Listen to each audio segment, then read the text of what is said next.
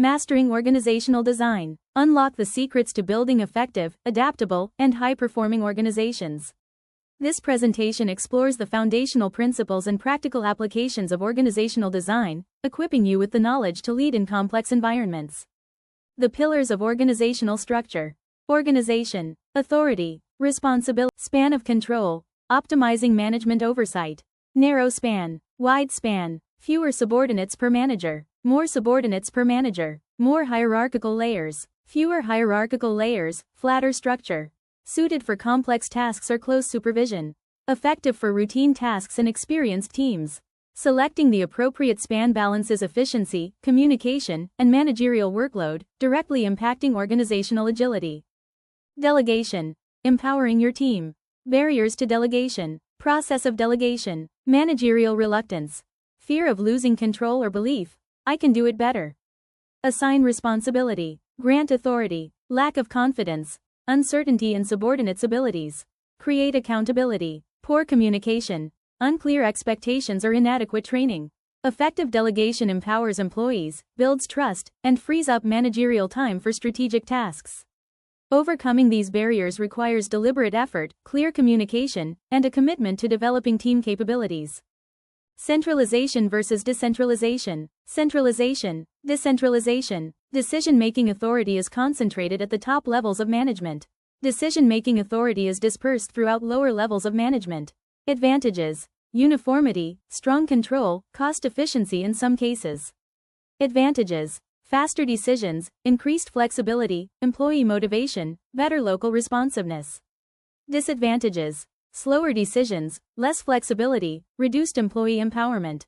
Disadvantages: potential for inconsistency, loss of control, higher administrative costs. The optimal balance depends on organizational size, industry. Line and staff authority, roles and resolution.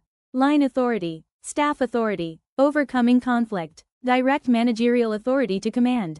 Directly involved in achieving organizational objectives, e.g., production, sales. Advisory or support authority, provides expertise, advice, and service to line managers, e.g., HR, legal, IT. Clearly define roles and responsibilities. Foster mutual respect and understanding. Promote open communication channels. Implement clear decision-making processes. Effective collaboration between line and staff functions is vital for organizational harmony and performance. Committees. Collaborative decision-making. Purpose and benefits. Facilitate group discussion and expertise sharing. Improve decision quality through diverse perspectives. Promote coordination and integration across departments. Enhance communication and acceptance of decisions. Challenges. Slow decision-making due to consensus requirements. Risk of groupthink or dominant personalities. High time and resource investment. Committees can be powerful tools when their purpose is clear and participation is managed effectively. Coordination. The glue of organizational success. Coordination is the orderly synchronizing of efforts to provide the proper amount, timing, and quality of execution so that unified action leads to the stated objective.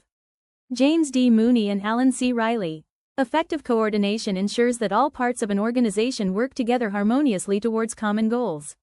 Methods of coordination. Importance. Direct supervision. Prevents duplication of effort. Standardization of processes or outputs.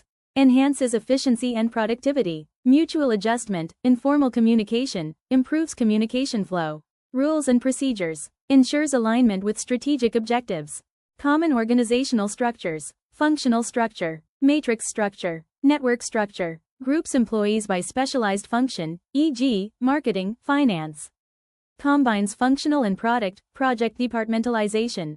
Connects largely independent, often geographically dispersed, units or organizations.